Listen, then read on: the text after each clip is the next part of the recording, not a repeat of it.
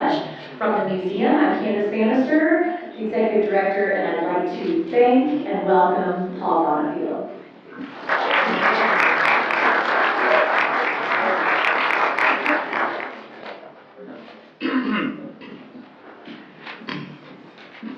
Before I start, Candace has told me that if I don't keep this mic so you can hear, she'll smite me hip and thigh. So for God's sakes, if you can't hear me, say, Paul! Now I'll correct this. So the subject we're going to deal with in the coal mining is far too big to deal with, excuse me, to deal with just in a 45 minute talk. So what I'm going to try to do is just hit some spots, give you locations of where the mines were at, and something about the people. That way, as you drive down the road, as you look at something, you say, oh, that's the place. That's what it is, because all of you have gone by it many times. Routt County, as we know it today, in fact, you wouldn't have a Hallison Hill or a ski area or anything else if it wasn't for the fact that there was a coal mining here. Coal mining made the county. That's the reason the railroad came. That's the reason that all of the investments early were made. So the history of it is rich in the county. There's also a story of a mixture of people, excuse me again, a mixture of people and tragedy. You see, all of the coal mines within Colorado and across the nation, the industrialized part of it, there was, in 1911, there was, among the people that were killed in coal mine accidents, and every year they had some, there were 11 different European nationalities, plus Japanese, Turkish, and people from India. So it's a mixture of people.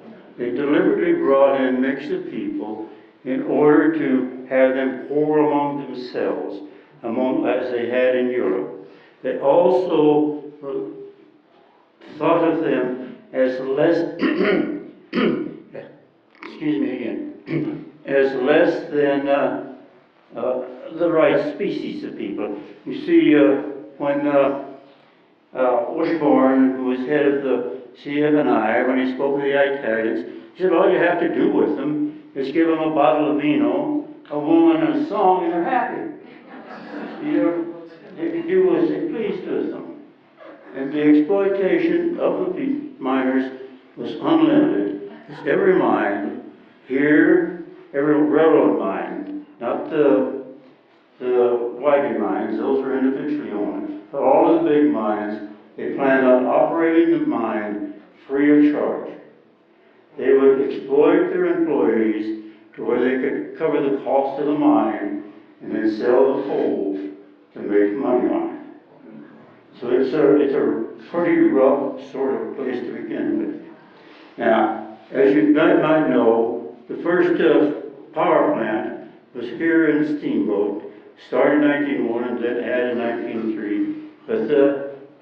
But Hearst, yes, Norman Carver had it. Well, they had their coal mine in the Oak Creek District. Now, as you go down 131, between mile marker 57 and 56 as you're going south, and you make that a left-hand curve, the mine was directly under you. They had some signs a few years ago as the road caved in to go into it. And they hauled the coal from there down to Steamboat to the power plant. And to make it, there had been also a lot of sales for everybody that was for homesteaders coming in and people coming in and so on.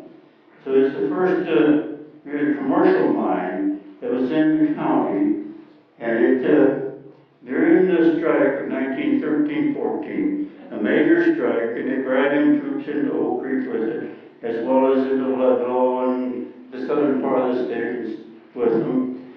Well, the Yampa Valley Electric Mine, which is also known as the Junction City Mine, signed a contract with the union in order to work.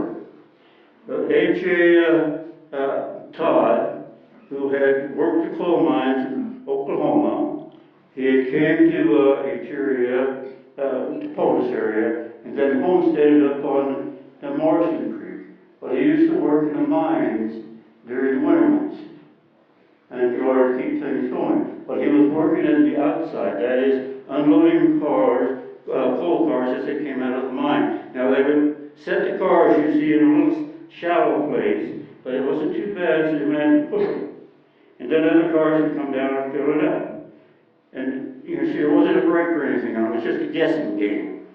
Well, Todd, he fell under the car, one of them bumped him and knocked him down, fell under the car and broke his leg. Broke it badly, but there's nobody around, so he had to drag himself to a window, yell for help. Finally, he got somebody to come to him. Well, they loaded him in a wagon and hauled him from the mine to Yampa to the hospital, about 20 miles, on an old rough wagon. Well, they amputated his leg. There was no compensation. As the newspaper said, it's going to be hard on their family because it was a large family with him. And that was the story of many of the miners. Now, his son, Fred, also went to work in the mines, and they had a law was passed that you had to have a shot fire shoot off the powder. Now that shot fire was during the day. The miners would go in, set their props, and pump their water and lay their track, and then drill their holes. But the shot fire was supposed to come in and shoot the dynamite, so the mine was empty of people in case of an explosion, which was, maybe, except you see all the mines sold black powder. They paid $1.50 a keg. They sold it to the miner for $3. They bought the fuse. They bought it for 50 cents a 100 feet. They sold it to the miners for $3. They made money on the caps. So all the time that there was a law against setting up or having to have shot fire do it, the miners were making money with people shooting them down. Well, now it's a Bear River mine. That's down where Coalview is now, but the mine was underneath the road and the camp was above the road. It had a 20-foot seam of coal, which is a big seam of coal. Well, Fred Todd, he thought they get paid by the lumps of coal, not the smaller coal. And he thought the shot fire was breaking up too much coal, so they had set their own charges. They met the shot fire as they were coming out and told him what they'd done. The shot fire wasn't happy with it, but there wasn't much he could do. But Fred followed him back down into the mine, make sure he did everything right. But instead of Fred waiting after he shut the coal down, because you see, he shakes the rope and everything else, he walked inside the mine room while it was still there and the roof caved in on him. So now the father is down and the son is down. A third son, the second son, but a third one was a Todd that worked at the power plant at Oak Creek, at the Moffett mine. Now, as you come around the curve and you look down below, you can see that concrete structures and what that is that's there. That was the electrical generation. Now, in 1980, when the Moffett mine first went into business, and they were going to produce about 2,000 tons per day, that was the most modern mine going in the area. That was one of the most modern mines in the state. Well, the Todd, you see, every once a week, they had to clean the ashes out. Well, they were getting this ash coming down on them, and it was a terrible job. And he would soon die of a lung problem. Now, then, on up above, now, where the skating rink is at in Oak Creek, that was the loadout for the Pinnacle Mine, also known as the Victor Mine in that area. Now, there's two Victors, so we'll show the name of the Pinnacle. That Joe Petronovich, as a boy. Now, I'm talking about a boy before he's 14 years old. His dad was working in a mine, but he could get 2 cars to load if it's just for his dad, but he would get an extra car for each one of his kids that was in. Now there's a law against taking kids into the mine, but after the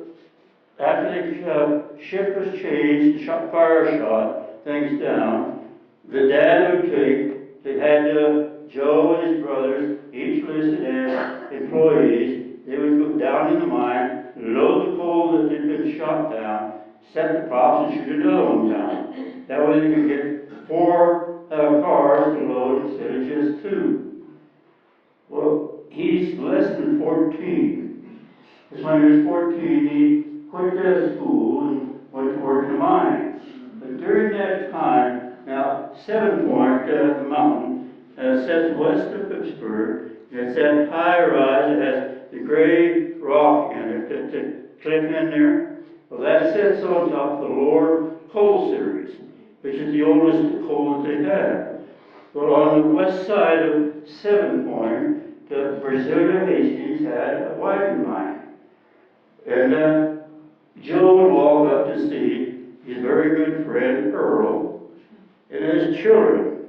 I mean, they're 10, 11, 12 years old. As children, they would go down in the mine, set the props, drill the holes, shoot the coal.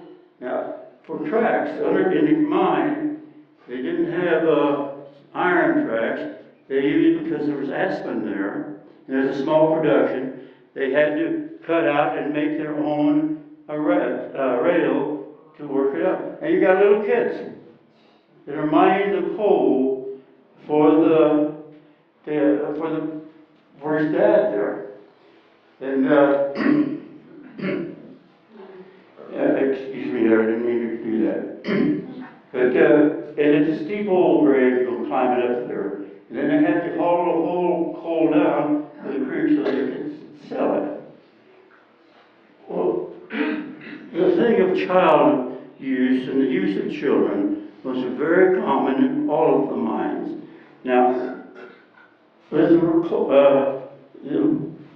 they used aspen in Hastings mine, but now in the Juniper mine, and as you drive out of Oak Creek going north, you'll see the water coming out of the coal mine.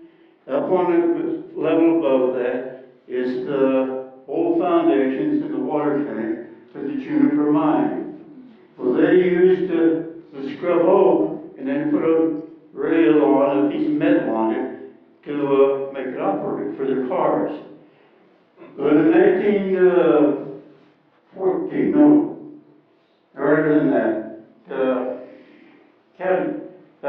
Heller, W.H. Heller, the old miner, 56 years old, was pulling the pillars. Now, as you mine in, and you take the coal out, so you take about 50% of it out. Well, the weight of the mountain is up there on top, and it's moving. See, the mountain does not set still, as does the tides and everything else, and this weight's there. Well, it was pushing down on the pillars, so that in order to get rid of that, in order to relieve it, you pull the pillar, that is, you take that coal out, and you let it cave out and wash out, and then the mountain can settle on down, and you can go ahead and mine on in. But Keller was pulling pillars, and at that time, you see, they didn't have a cutting machine, and they didn't have the equipment they have now that's set back from, so you can stay away from them. So he's up picking underneath, because in order to get the lump coal, you have to cut underneath the coal, so when you shoot it, it's got room to come down instead of shooting on the solid. It'll break up too much on the solid. So he has to go underneath his, he can put his props in or whatever, but they're going down a steep grade, as much as 27% in some places. So if you're at an angle, a straight angle, then the 90 degrees is directly above you. But if you're going down, the rock is above you, so you get it over, fall with it. Well, the weight was enough that the face just exploded out on him. He, a few hours later, died. First one of them was died in a mine there. Well, within a month, his son-in-law, Irving, came into Oak Creek and went to work pulling the pillars. Well, he had it in the same room and was about the same time of day. He also had it exploded on him. Now, when they pull your pillars, you see, because you're caught in a hollow spot, they would make a breaker roll. That is, prop here or prop there, offset off. So the idea is that when the coal breaks, it's held here and it breaks. It's a breaker. Giving you one area that sets. It all depends on whether you get your props set right, whether the breaker roll will hold or not. And you get it down to a certain point, you may leave just a little stump there because that's all you can have with them. Now, in the Moffat mine, as they developed the mine and started, see, they're going down a grade. Well, right off the bat, the commander was fairly careless at times. The man was an electrician. He needed some help, so he came out. He asked two guys that were painting to give him a hand, so they loaded it in the car. And went over the knuckle, they didn't hook the cable. Just had a hand on the brake, and it hit it down a 27% grade. It ran off with him, killed two, crippled up the other one. You know, it's just simply lawlessness. But in Haverhill number 2, there was 3 mines to the head when you get down to Haverhill. And number 2 was a 10-foot seam well up on the hill. And as you drive down the highway, if you look right quick, you can see a cut through the scrub oak. That's where they had their tram. But anyhow, it also was very steep going back down to the coal. Well, they started out with a load, pulling them out, and this, what they called the spragger. See, now, when you're on a steep grade, what they had was a wood piece with a brass on it, and a man would sit down as the car went by and put it in the wheel, lock the wheel. You see, and then he spraggers. These are the sprags. And then they would slide it down a grade. Well, the spragger, Munson, watches it go up, and the guy hauling it out sees him. Well, they've got too heavy a load, and it starts slipping back. Well, the cable man jerks it, breaks the cable, and here it comes back down on Munson. Well, they bury Munson in it. Well, no one realizes he's down there because he didn't yell. You know, you just got buried cold, you're supposed to yell. So they didn't come down and get him or check it for quite a while. It was just there. The death was, you know, sad enough, but it was pretty careless with what they were doing with all of them. Now, the ways that they cheated men. Dude Todd, I talked to him quite a little bit, and he told me about one time. Now he's the superintendent of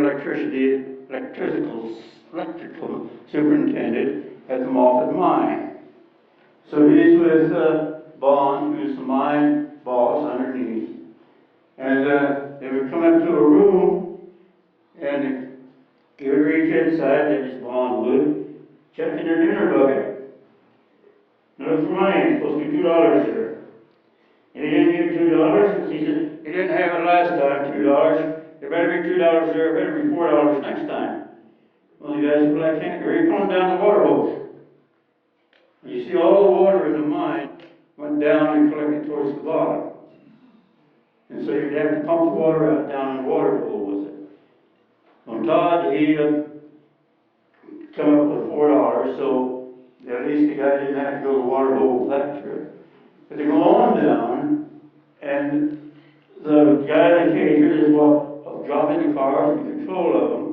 He had, Bond came in and said, I see on your time that you got 2 extra days last week, 2 extra shifts. And he said, yeah. He said, well, I figured it should be 50-50. I get half of it, you get half of it. The operator said, no, you're not getting half of what I got.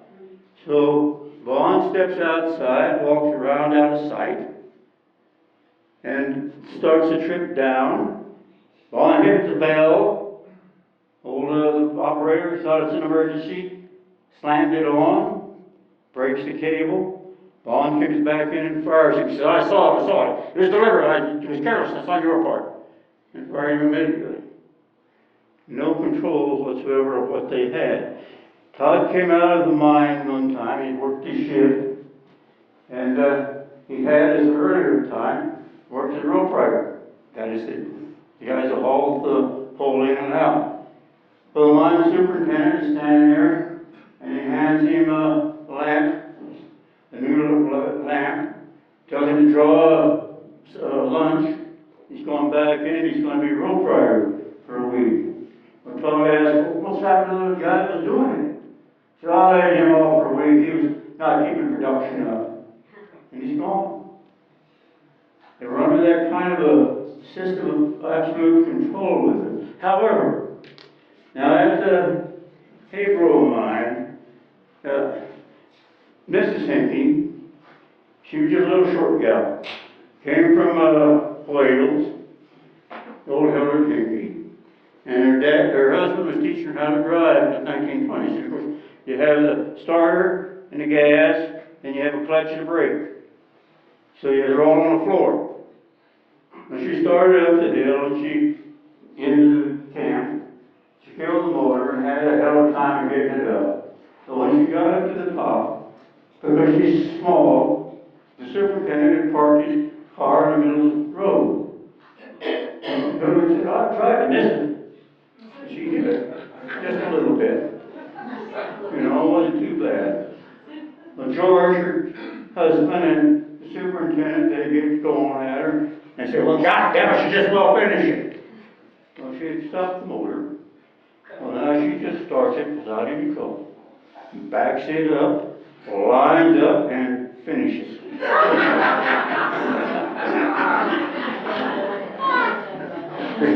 They didn't tell her to do that again. I'm talking about, you see, working in the water bowl. When George Hinkey first went to work at the Haverhill mine and down in the water bowl, and that's the mine where the building says, right just down on the road, that's the old company store, and the mine, and it's the only one that's a shaft mine in the district. Well, they would have to go down, and after Sunday, you see, it was idle. And they would spend all day pumping water, the whole shift, in order to get it so they could work. Then they would have to work another shift on their own just to get any coal out. Well, at this time, 1917, 1918, 1919, the Malta Road, up until 1927, is very undependable because it's stuck on a hill on the Corona Pass, and they can't get the cars in, so there would be days when they didn't work. What their mine would do is they just simply, if they were going to work the next day, they wasn't. You know, one you work, you don't, there's someone with them. So they would pump it out, fill their cars, and the next day would sit idle. They'd have to pump it again. And they're talking about being in the water up to their knees. And this is in the water hole that they had to, and this is all of the mines that had those.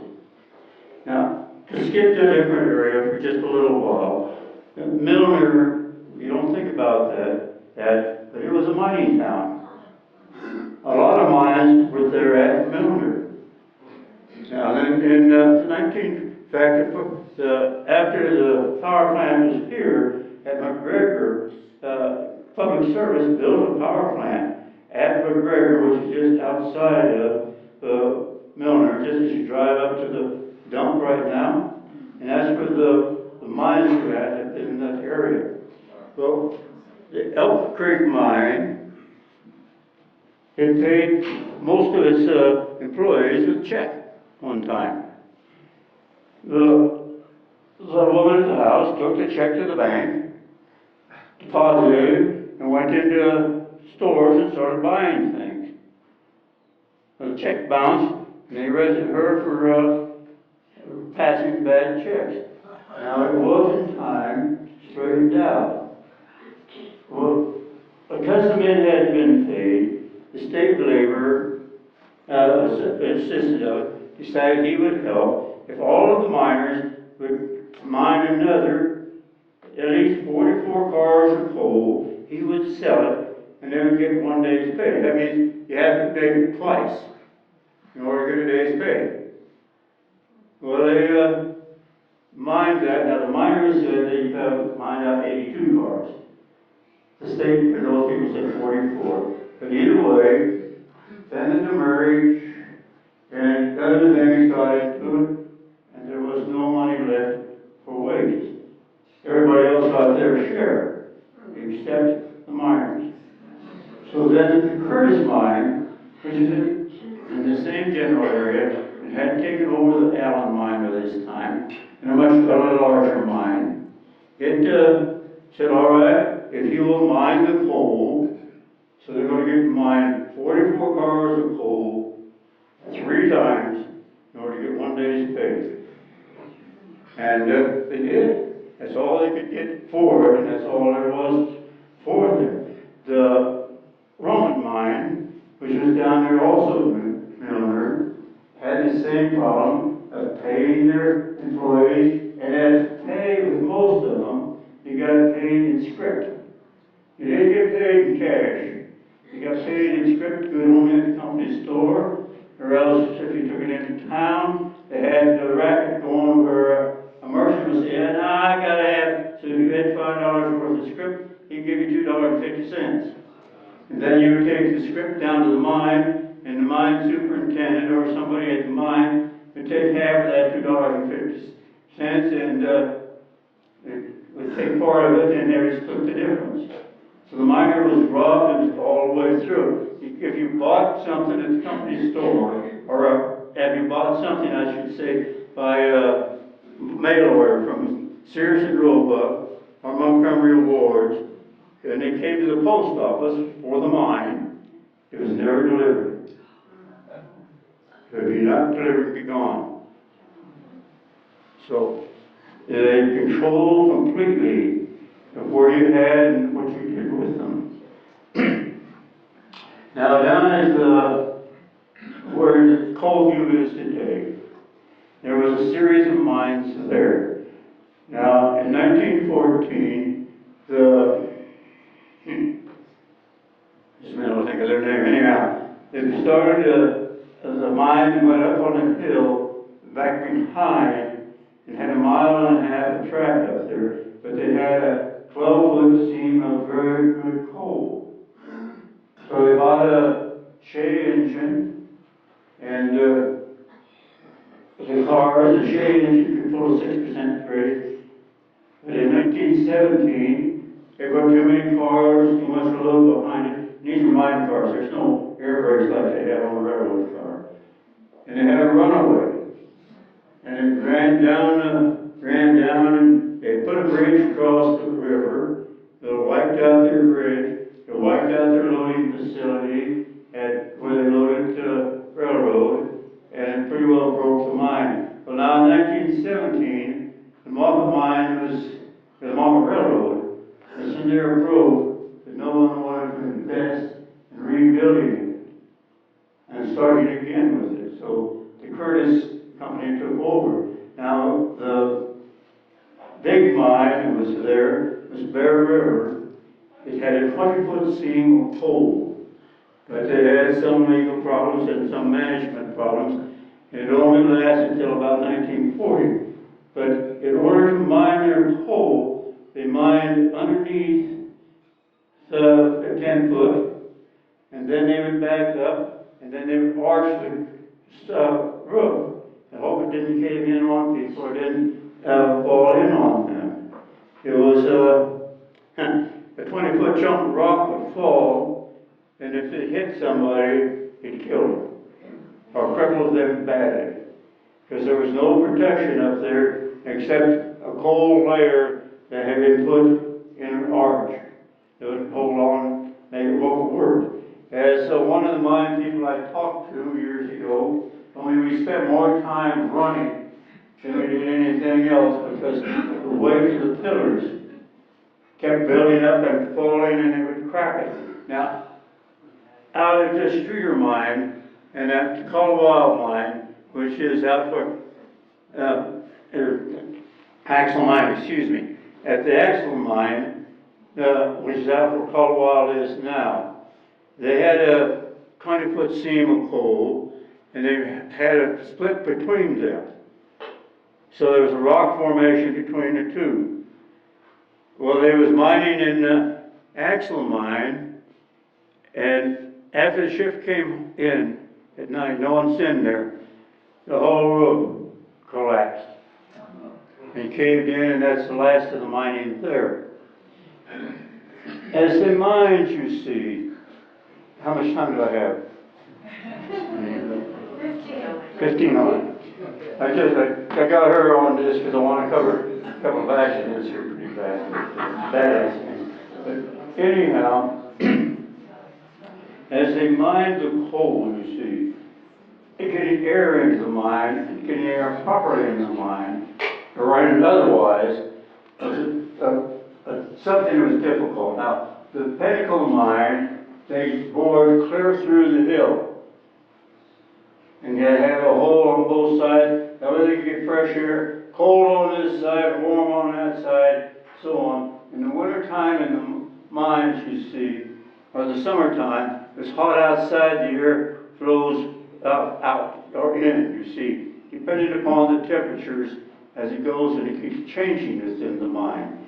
But then, of course, they had the fans, but the fan operations did not always clear out, and you had stoppings to put in. A stopping was just a curtain. You directed air here and stopped it from going there, is what it amounted to with them. Always in the mine, it was a question of dust and how do you keep it from blowing up. All of the mines you see when you're working, as you have coal dust. Well, coal dust is highly explosive. If you leave it set and it gets wet and in a gob, a coal can also then have internal combustion and go to burning. So you're probably seen this out at 20-mile line, sometime when that pile was burning out there. Well, that's when it's got wet and it can catch and start burning if it's not packed.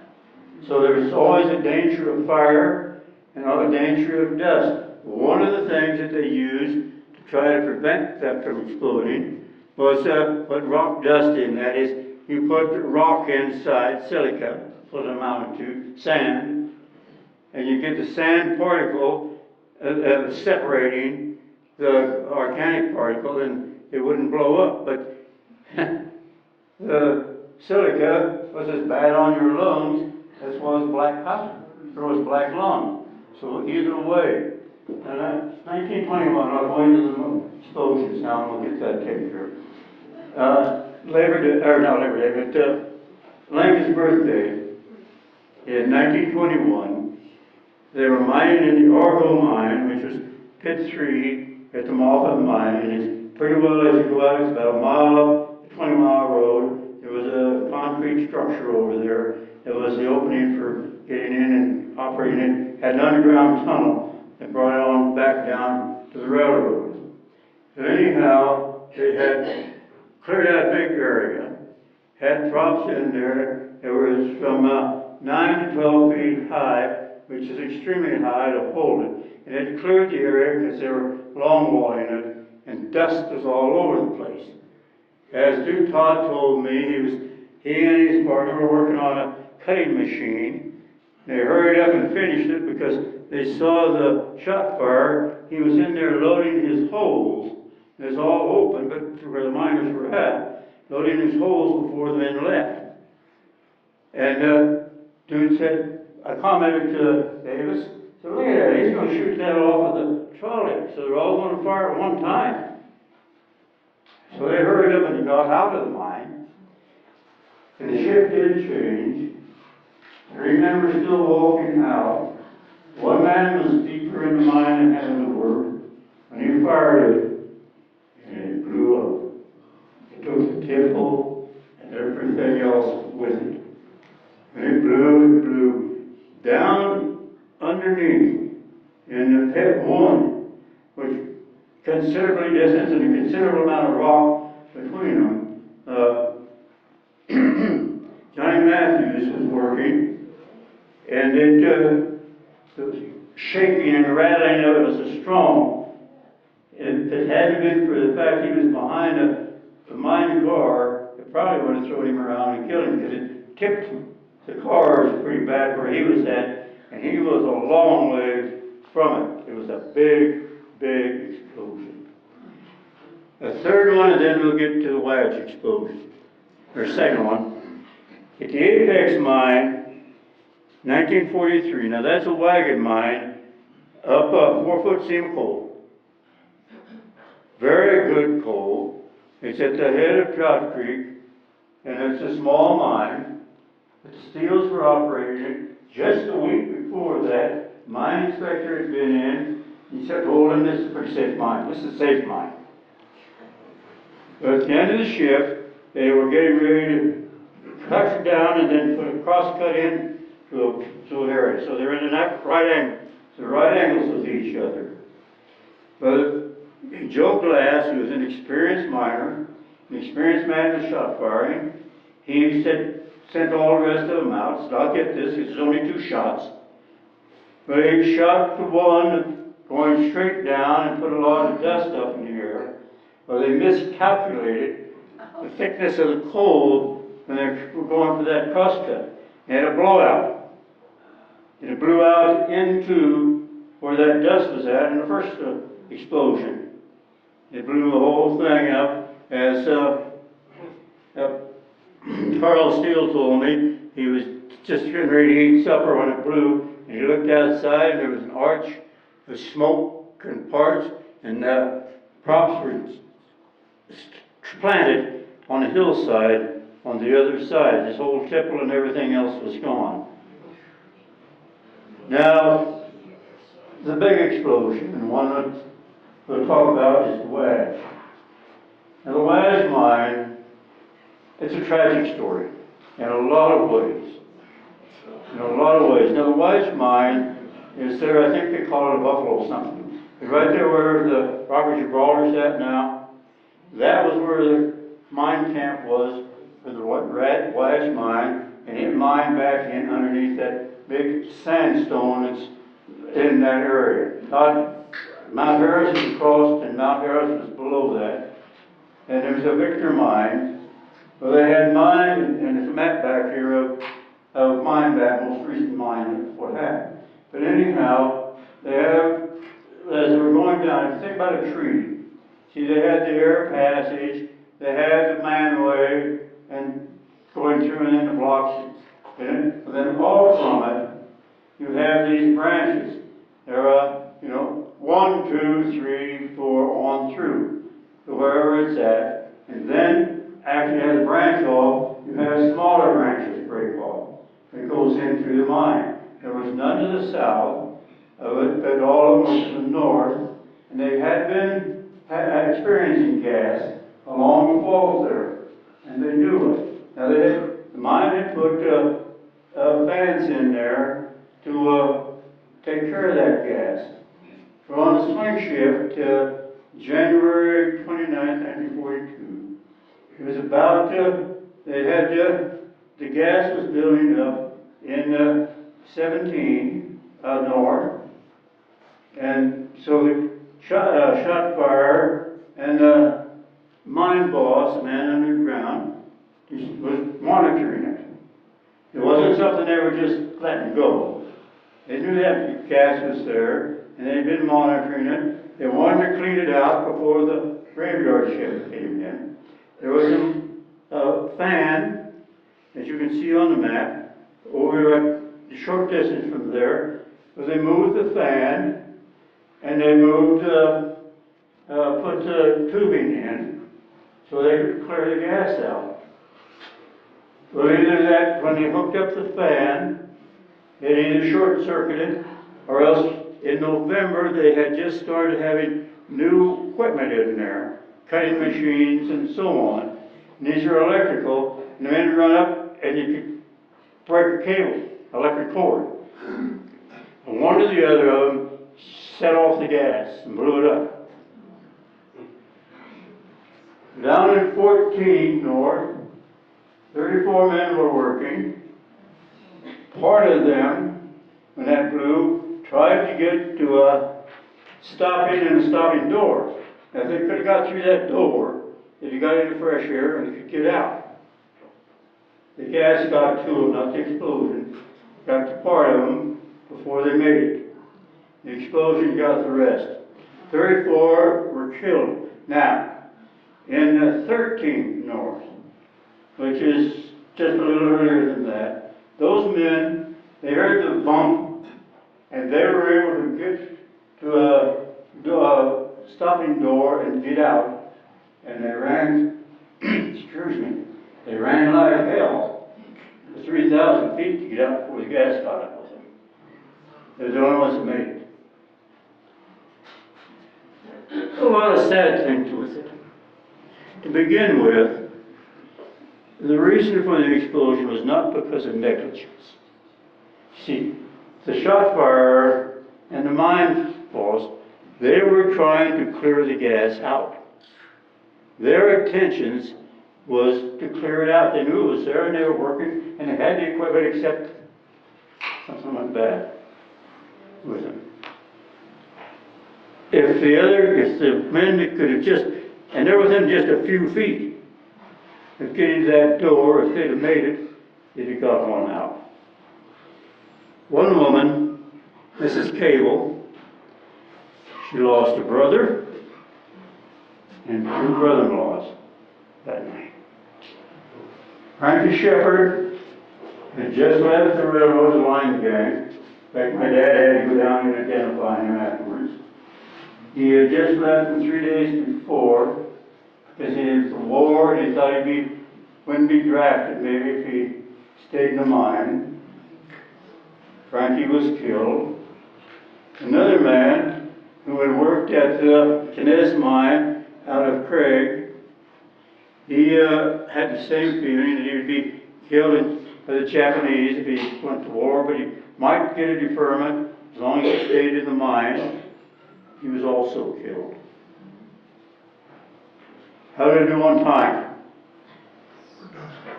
You have 2 minutes. Questions? Good guess. Thank you, daughter. Sorry. Any questions? Do you think mining is much safer today? Oh, there's no doubt about it. Absolutely no doubt about it. Out here, at the 20 Mile Mine, they move a lot of coal. Well, that door you see that for the air door, that's a big, heavy steel door. And I mean a big, it sets, the wind is enough, it keeps it set out at an angle. That does not go closed. They have monitors, so they know where the gas is at constantly with it. The way of roof control is far superior. See, they use rock bolts and then wire screen to a rock bolt. If you just kind of a rough thing of it.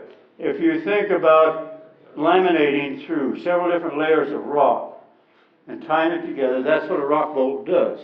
So you don't have one piece or something else shale out. They now have, you see, they use the foam hole out there, but when they're developing with CMC, mine, and it's continuous miners, when it's working, see, that guy's sitting back at the crosscut. He's not up there where that roof's caving at him.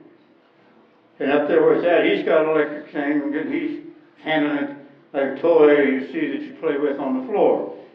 So no, they've got screens underneath, and they know where that mine's at. They know where their water's at. But the same principle is this, that they have, you see, and those,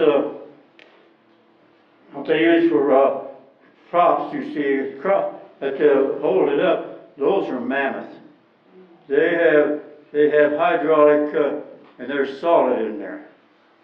They don't have accidents. An accident would be very, very expensive for them. So no, safety is pretty well is number one there. And if you break a rule, you're fired, almost automatically. Yes? Is there still a lot of coal left? Oh, yes. The coal field is approximately 540 square miles, which is enormous. There's well over 1 billion tons of coal. However, having said that, the vast majority of it is not mineable.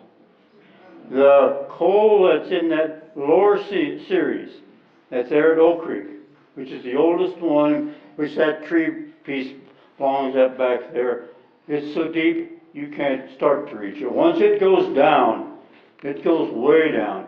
Also, in the coal, not all of it, you see there's so many foreign things going in and out. You see, it's not just like that swamp was there without something else happening to it. It's broke up and what have you. Again, if you, on 131, right there where I was talking about, if you make the curve for the Yam Valley Electric Mine, just pull over this wide spot right there and look at the highway cut. There's two seams of coal right there that have a split in it. You can see where something happened from someplace and it was flooded, and then it recovered and went back. And then it's up and it's down. Some of it's very steep because of whatever happened geologically. Well, you look at that stone, you see that 20-mile stone right there at the 20-mile mine? See, that's a big thing then, and then it just curves down and goes underground. Think of the heat and pressure it took to bend that cliff. See, and it's deep for a lot of it.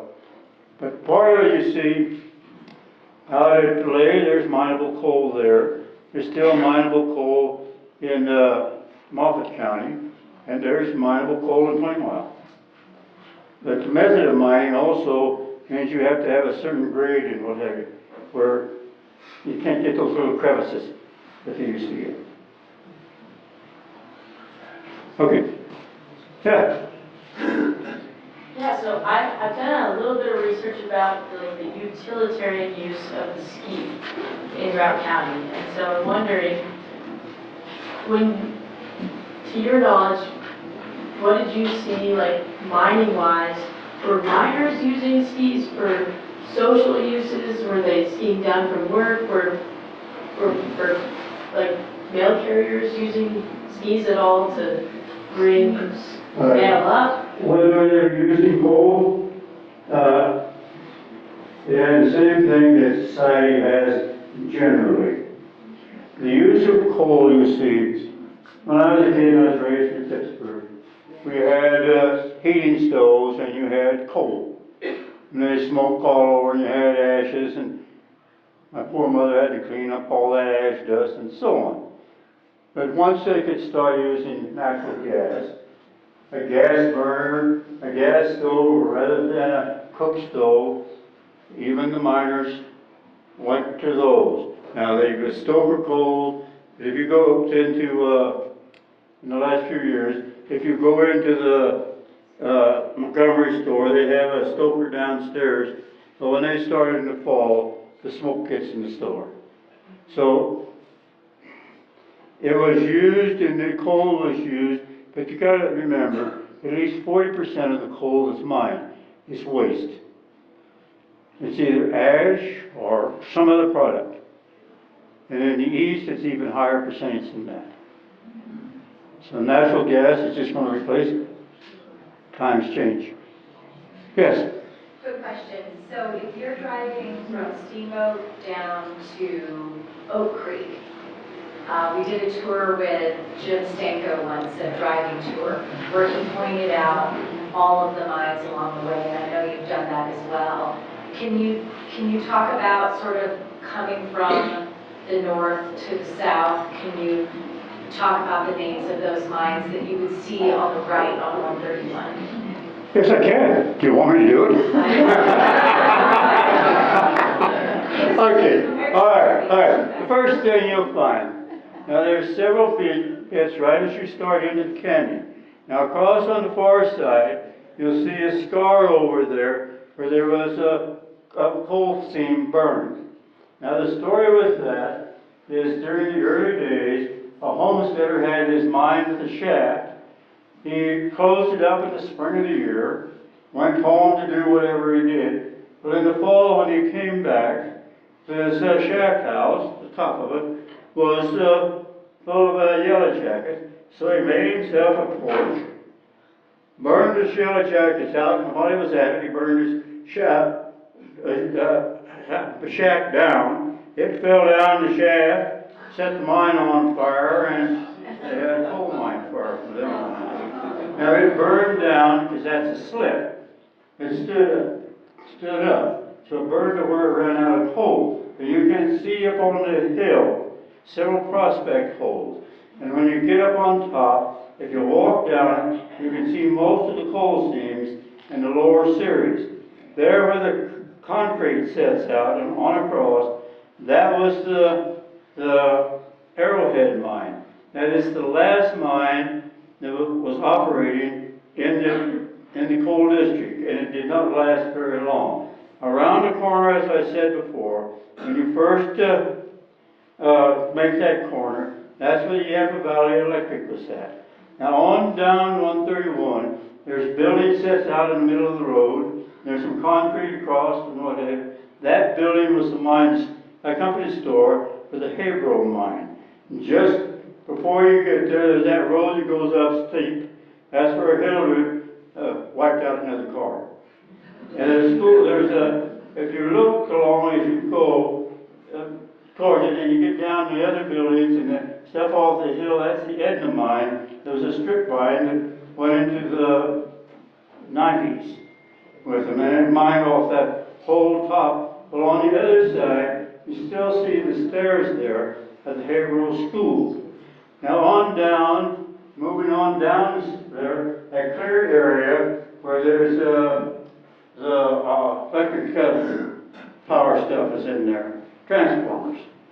Where those are at, that's where the Keystone mine was at. The mine was in the side of the hill up there. Now, the Haverhill mine, which is a mile away, had to go down 360 feet to get to the coal, which means there's a heck of a fault right in between them. But that was the Keystone mine. Of the major mines, that's the last one that was put in. It went in the 1920s as they were building them off a tunnel. Now, around the corner from that, and if you look over on the far side, you can see the water tank in there and some rock foundations. And now there where the water's coming out to the side, that was the Juniper mine. Now the reason that water comes out is after they close the Juniper mine, they hole through into the Moffat mine, drain the Moffat mine. And then they've got the Pinnacle mine also, so it's draining a lot of area there. That's why so much water comes through there.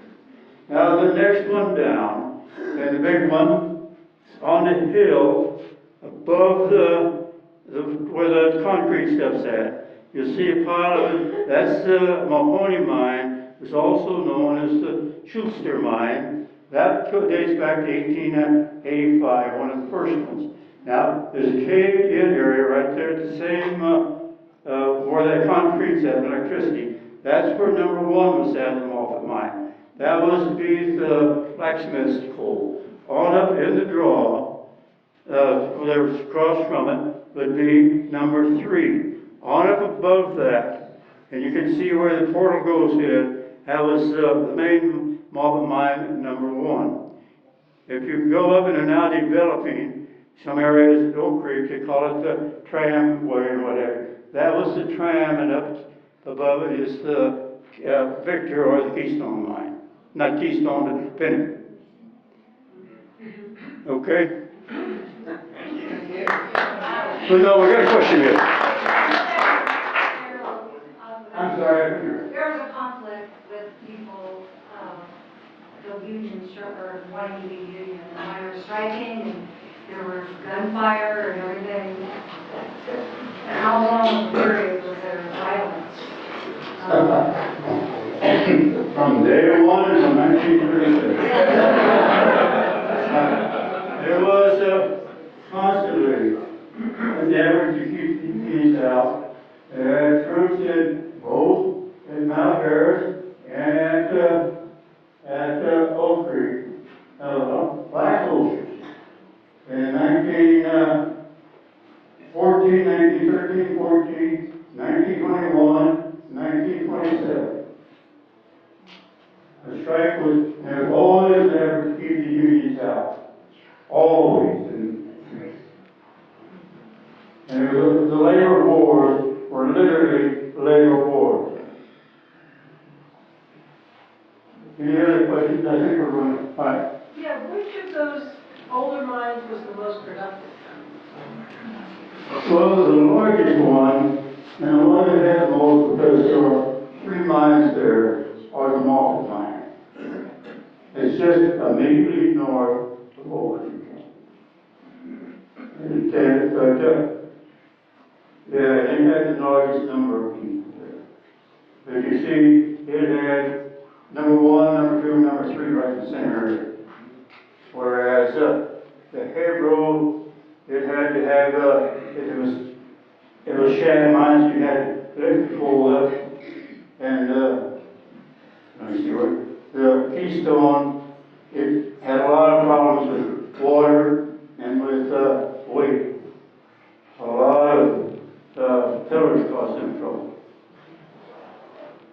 When did 20 Mile Mine start?